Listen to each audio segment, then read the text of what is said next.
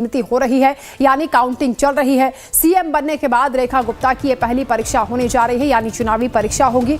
दिल्ली नगर निगम के 12 वार्डों पर उपचुनाव हुए हैं, जिसमें 38.51% मतदान हुआ है और इसका आज रिजल्ट आ रहा है, परिणाम आ रहा है। वोटों की गिनती शुरू हो चुकी है। मुख्यमंत्री बनने के बाद रेखा गुप्ता के काम पर जनता ने क्या मुहर लगाई है, ये देखना दिलचस्प होगा।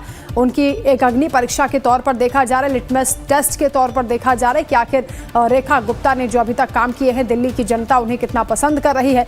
वहीं बीजेपी और आम आदमी पार्टी दोनों ने अपनी जीत का विश्वास दिलाया है, क्योंकि आम आदमी पार्टी और बीजेपी के बीच सीधी टक्कर है। ऐसे में इन उपचुनावों का जो रिजल्ट है वो ये बताएगा कि दिल्ली की जनता का मूड क्या है।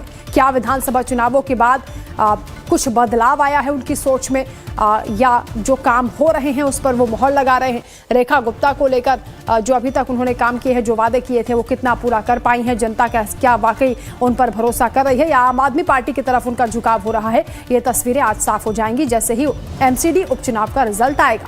तो दिल्ली नगर निगम के 12 वार्ड में उपचुनाव हुआ है और उसकी काउंटिंग अभी चल रही है। सुबह 8 बजे से काउंटिंग शुरू हुई है।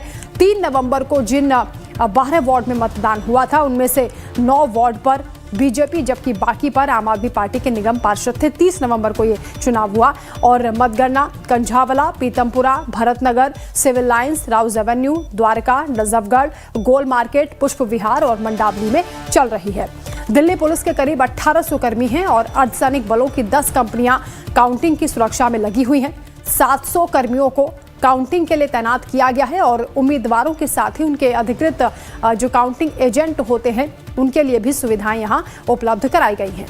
उपचुनावों में मतदान 38.51% रहा, जबकि 2022 में एमसीडी के 250 वार्ड पर हुए चुनाव में मतदान प्रतिशत 50% से भी ऊपर था। तो सबकी निगाहें अब इस पर टिकी हुई हैं कि आखिर वोटर्स का रुख क्या रहा।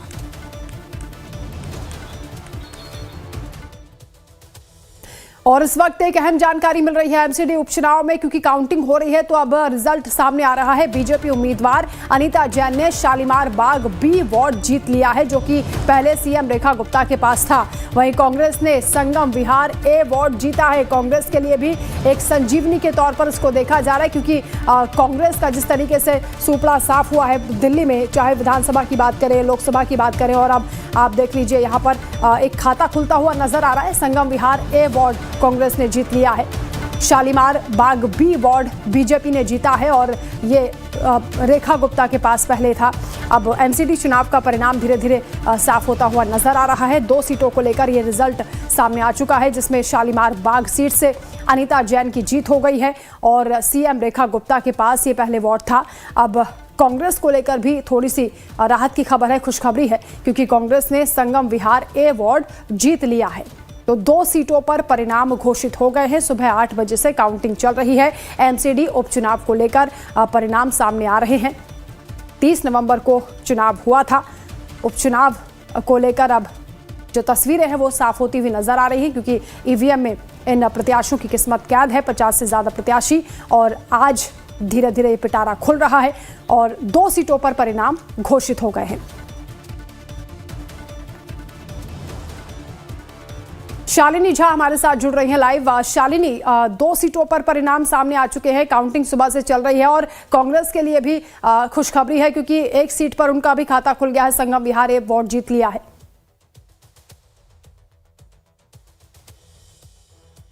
शालिनी, ठीक है। शालिनी के पास आवाज नहीं पहुंच पा रही, दोबारा कोशिश करेंगे। फिलहाल ये खबर हम आपको बता रहे हैं, क्योंकि एमसीडी उपचुनाव बेहद महत्वपूर्ण होते हैं। स्थानीय चुनावों की भी अपनी महत्ता होती है और विधानसभा चुनाव से कम इनका वजन नहीं होता है, क्योंकि इससे दिल्ली की जनता का मूड समझ में आता है, वो क्या सोच रही है। और स्थानीय मुद्दों को लेकर, क्योंकि जनता इसमें वोट करती है, सबसे ज्यादा साफ सफाई का एक बड़ा मुद्दा होता है। तो अब दिलचस्प होगा देखना कि जब पूरी तस्वीर साफ हो जाएगी कि 12 सीटों पर जो उपचुनाव हुआ है उसमें 2 सीटों के परिणाम तो घोषित हो गए हैं। एक में बीजेपी ने बाजी मारी है, दूसरी सीट कांग्रेस के खाते में गई है। अब धीरे धीरे पिटारा खुल रहा है। शालिनी हमारे साथ एक बार फिर से जुड़ गई है। शालिनी, क्या अपडेट है?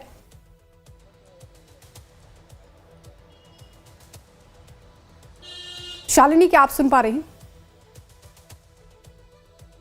शालिनी के पास आवाज नहीं पहुंच पा रही है, कोई तकनीकी खामी है, दोबारा से संपर्क करने की कोशिश करेंगे। फिलहाल लगातार ये खबर आपको बता रहे हैं किस तरीके से एमसीडी उपचुनाव में 2 सीटों के परिणाम घोषित हो गए हैं। शालीमार बाग बी वार्ड जीता है भारतीय जनता पार्टी ने, अनीता जैन इसमें जीती हैं और सीएम रेखा गुप्ता के पास पहले ये वार्ड था। और कांग्रेस के लिए भी खुशखबरी, क्योंकि संगम विहार ए वार्ड कांग्रेस ने जीता है। तो 2 सीटों पर परिणाम सामने आ गए हैं। हालांकि अभी आम आदमी पार्टी का खाता नहीं खुला है, काउंटिंग लगातार चल रही है। जो मुख्य मुकाबला था वो आम आदमी पार्टी और बीजेपी के बीच बताया जा रहा था। अब धीरे धीरे क्योंकि ईवीएम का जो पिटारा है वो खुल रहा है, तो कुछ ही देर में तस्वीर और ज्यादा साफ हो जाएगी। बड़ा दिलचस्प है चुनाव, क्योंकि विधानसभा चुनाव के बाद अब ये देखना होगा कि दिल्ली की जनता अब क्या सोच रही है, ऊंट किस करवट बैठेगा। क्योंकि रेखा गुप्ता भी लगातार जनता के बीच जाती हैं और कई वादे पूरा करने का वो दावा भी करती हैं। हालांकि अभी समय कम हुआ है, लेकिन बीजेपी पर जनता ने भरोसा जताया था विधानसभा चुनाव के दौरान। अब उसके बाद क्या जनता का रुख बदला है, मूड बदला है? क्या आम आदमी पार्टी पर फिर से भरोसा कायम हुआ है या फिर बीजेपी के काम पर जनता मुहर लगा रही है? ये देखना होगा। फिलहाल 2 सीटों के परिणाम आए हैं, जिसमें एक सीट पर कांग्रेस ने बाजी मारी है, जबकि दूसरी सीट बीजेपी के खाते में गई है। तो 10 सीटों पर अभी रिजल्ट आना बाकी है।